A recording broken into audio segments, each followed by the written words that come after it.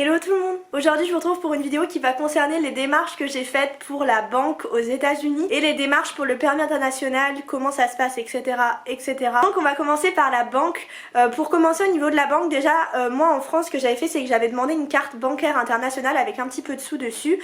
Ça me permettait de pouvoir payer à l'étranger sans frais, donc ça c'était vraiment bien. Il y a beaucoup de banques qui proposent des forfaits différents pour les paiements à l'international, donc renseignez-vous auprès de votre banque ou auprès d'autres banques si le forfait de votre banque ne vous convient pas, à vous de voir, mais je vous conseille vivement d'avoir quand même une carte internationale quand vous partez, parce que déjà quand vous allez arriver à l'aéroport vous serez toujours content d'avoir votre carte au début à New York, etc., etc. Après si vous voulez pas faire ça, vous pouvez tout simplement tirer de l'argent et les faire convertir en dollars avant de partir pour avoir un petit peu d'argent sur vous.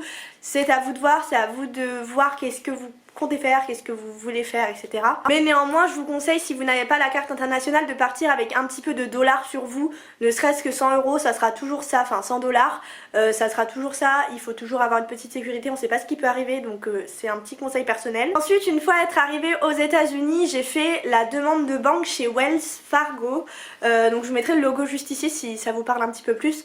Il y a plusieurs banques aux US, je crois qu'il y a American Bank, il y a US Bank, il y a vraiment plein de trucs. Moi personnellement j'avais pris Wells Fargo parce que l'opère avant, qui était dans la famille avant moi, avait pris Wells Fargo, et toutes les opères quasiment de la ville de Reno où j'étais avaient pris cette banque là aussi. J'ai eu aucun problème avec Wells Fargo, les gens sont super réactifs, j'ai vraiment tout fait très rapidement. Pareil, à savoir que Wells Fargo, je sais pas s'ils le font dans d'autres banques, mais ils peuvent vous échanger, enfin par exemple vous prendre vos euros, si vous avez il vous reste des euros, les prendre et les mettre dans votre compte en dollars directement, donc ça c'est super cool. L'opère qui est arrivé après moi l'a fait, donc je vous recommande de le faire. Si jamais vous avez un peu d'euros, vous savez pas quoi en faire, vous pouvez toujours les donner à votre banque, ils vous les mettront directement sur votre compte en dollars. En ce qui concerne les papiers qu'on m'a demandé pour ouvrir mon compte en banque américain, on m'a demandé juste mon passeport, et on va vous demander des renseignements comme votre adresse aux États-Unis, votre numéro de téléphone américain, 2-3 informations. Ça va très vite, ça s'est fait mais je crois en 15 minutes, même pas.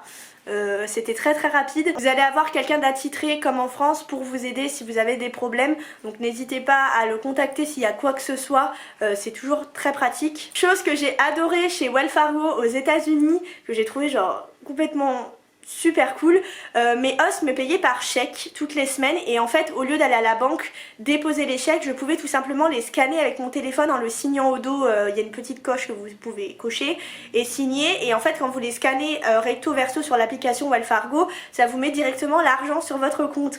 Alors ça, je trouve ça juste fantastique parce que ça vous évite de vous déplacer, et si ils préfèrent vous payer en chèque qu'en virement, vous pouvez toujours mettre les chèques directement sur votre banque juste avec votre portable.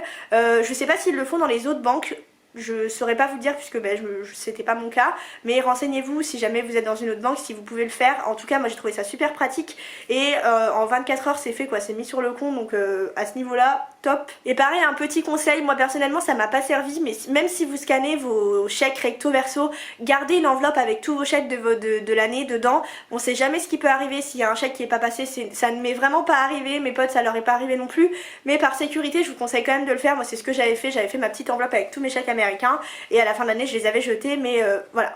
Faites-le, c'est quand même très pratique. Pareil pour la fermeture du compte américain, c'est très simple, ils vous redemandent pareil votre passeport, vos papiers, et il y a des papiers à signer. Par contre c'est un peu plus long que pour ouvrir le compte il me semble, mais c'est globalement facile quoi. Donc voilà pour la banque. Si vous avez des questions à ce sujet, n'hésitez pas à les mettre en commentaire ou à m'écrire sur mes réseaux sociaux, encore une fois je suis. Maintenant on va parler du permis international, les démarches, comment ça se passe. Je pense que c'est un truc qui est pas compliqué du tout, mais qui est un petit peu barbant, c'est encore de la paperasse. D'ailleurs par rapport au permis international, j'ai une petite précision à vous faire.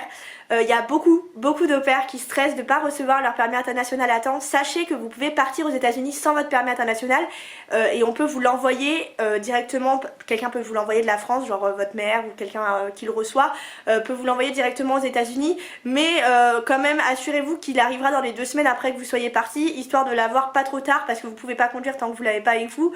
Mais voilà, je vous conseille vivement quand même de faire la demande très tôt, le plus tôt possible, pour pouvoir le recevoir à temps. Mais sachez qu'on peut toujours vous l'envoyer par la poste, il n'y a aucun problème avec ça, mais pas trop tard non plus. Alors la demande de permis international, elle se fait sur le site de l'ANTS, c'est gratuit, c'est 100% gratuit de demander un permis international, sachez-le. Je vous mettrai le lien du site en barre d'infos si vous voulez cliquer directement et faire les démarches, ça sera peut-être plus simple pour vous. Donc pour commencer, on va vous demander comme papier votre permis de conduire français. votre carte d'identité ou votre passeport et un justificatif de domicile quelconque avec votre nom inscrit dessus. Une fois la demande effectuée, on va vous demander d'envoyer des papiers, donc l'attestation de dépôt de votre demande, une photo d'identité et une enveloppe suivie de 50 grammes avec vos informations dessus. Il me semble que rien n'a changé depuis la fois où j'ai fait mon permis international, peut-être que ces conditions là changeront, mais pour le moment c'est ce qu'on vous demande de faire en tout cas. Que votre permis international est valable 3 ans, mais qu'aux États-Unis, si par exemple vous étendez votre année, si vous rentrez pas en France entre temps, votre permis est valable qu'1 an, donc il faudra passer un permis américain. Je sais pas si c'est très clair. En gros, si par exemple vous voulez prolonger 1 an et que vous rentrez vers votre visa, votre permis est automatiquement renouvelé 1 an. Mais si vous rentrez pas en France entre temps, il sera valable qu'1 an. Voilà, je sais pas si c'est bien clair, mais voilà. Petite précision d'ailleurs, dans certains états américains, même si vous avez permis international, au bout de 3 mois, vous devez passer un permis américain, c'est obligé. Je sais que dans certains états comme la Californie, c'est obligatoire, mais il y a d'autres états où votre permis international suffit pour toute l'année. À savoir qu'un permis américain coûte très peu cher, vous avez un code à passer et après c'est la conduite, mais c'est assez rapide apparemment et c'est pas très. Voilà pour cette vidéo, il me semble que je vous ai tout dit. Si vous avez des questions concernant les démarches pour la banque ou le permis international ou d'autres choses comme ça, je vous laisse me les poser en commentaire comme pour la banque.